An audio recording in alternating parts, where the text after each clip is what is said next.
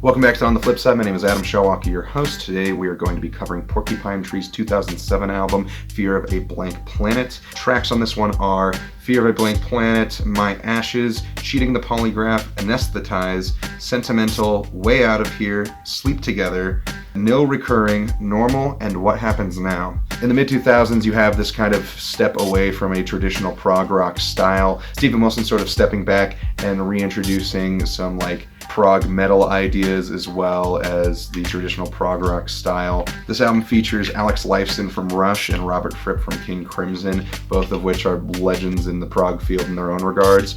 But this album right here comes at kind of an interesting time. In 2001 or 2002 you have In Absentia, in 2005 you get Dead Wing. It kind of indicates the direction that Steven Wilson is moving creatively as later on in his career. I mean, we haven't seen a Porcupine Tree album in about 10 years. And I suspect we probably won't for quite some time after. But this album here is definitely one of the starts of this sort of new sound that Steven Wilson is starting to move towards and move away from that traditional prog rock sound that you would hear on Lightbulb Sun or Stupid Dream even. Let's get into it and we'll see you on the flip side. Alright, we're back with side 2 of the record. Caleb. We're back with side 2 of the record. First track on the album is Fear of a Blank Planet. This song kicks off with a really tight drum groove as well as a very proggy guitar progression that holds down the melody. Steven Wilson's lyrics are pretty angsty and kind of talk about a lot of the modern world. They flow pretty well, but ultimately have aged kind of poorly and are a little bit cringy in some kind of ways. But they definitely don't really take away from the track. It is quite fitting here. The symphonic backing to a lot of these segments of this track are very well done as well, and it keeps the song pretty fresh throughout the course of its runtime. The song ends up kind of breaking down to an almost Dream Theater-like segment towards the end of this track that still works fairly well to accent a gain-driven guitar solo. The song fades back to a lull, and Steven Wilson's lyrics in this segment are pretty drastically improved as well. The song kind of fades off into the next track, My Ashes. This track eases up the tempo quite a bit for a track that I think is really more in line with Porcupine Tree's earlier catalog and earlier lines of work. However, the lyrics to the chorus are delivered in probably one of the more obnoxious examples of Steven Wilson's half whining, half crooning delivery. Even still, it does still work, and I'll give him that. The song's climax is quite good as well, but it is a little bit predictable. Overall, still a pretty decent track. Definitely enjoying the earlier Porcupine Tree sound on this thing and some of the more traditional prog sensibilities on this. The third track on the record is Cheating the Polygraph. The intro for this track is very reminiscent drum-wise to the track off of In Absentia, The Sound of Muzak. Drum-wise remains pretty calm despite the sort of upbeat tempo. All of the chord progressions here are quite well thought out as well. The track continues to get more of these hard rock segments that seem to be a big focus for this record, accented with reverbed out guitars. The guitar solo in this track is right in line with the modern prog rock playbook of just crisp tones and sharp highs. Most of the soundscapes are very Eno-esque, some music for airports kind of thing that hold down the backing track to the slower segments of the song, and it just helps carry each track from one to the next. I feel as if this album is definitely one of these albums where it's one track is, you can tell when the next track is started, but they're utilizing these soundscapes to blend in track to track, and they're doing it really well. Fourth track on the album is Anesthetize. Probably the most notable track on the record with the Alex Lifeson showcase on the song's guitar solo. Anesthetize is also the longest track on the album, sitting at about 17 and a half minutes and taking up the entirety of the B-side of the record. The song's intro segment is a bit hypnotic and the vocals are playing really into that sound quite well.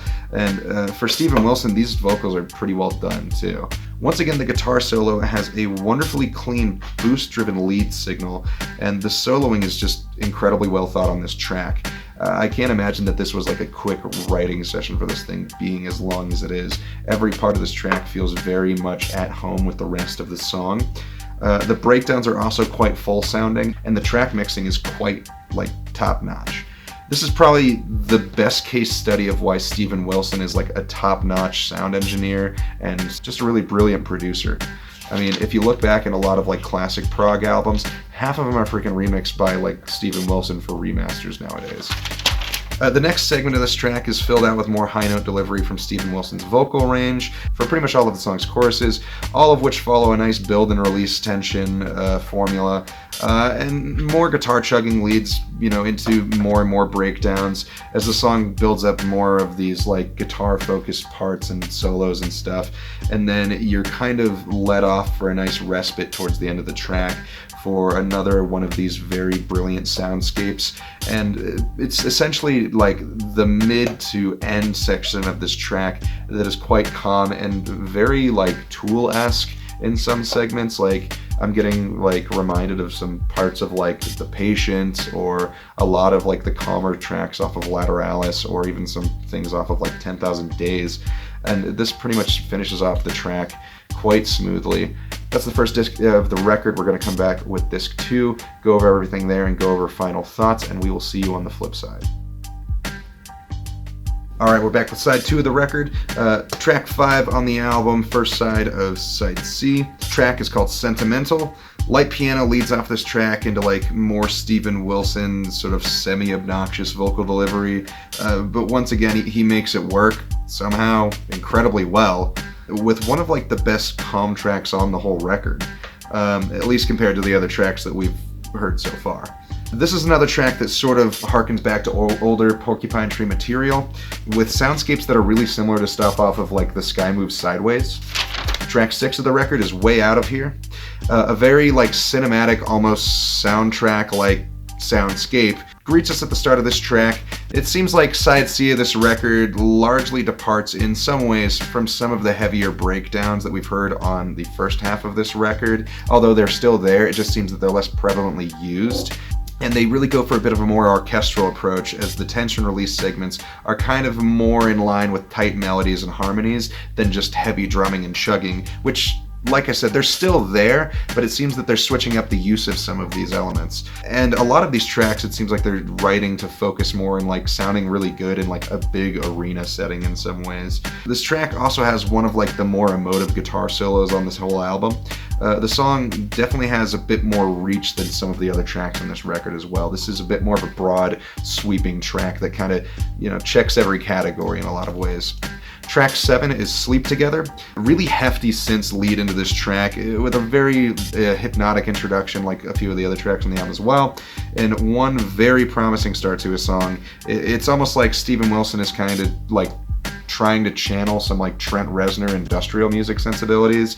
And the instrumentals for this track are really fantastic. However, the chorus I think falls short in some regards, just because I think it's supposed to like be some kind of like weird sexy thing, but like Steven Wilson's voice does not work for that. It's like way too British, and it just comes off as like kind of cringy in some ways and just a little awkward. But other than that, it's a really great track, and it's really just the chorus. The rest of the track on here is very solid. Track 8 is Nil Recurring.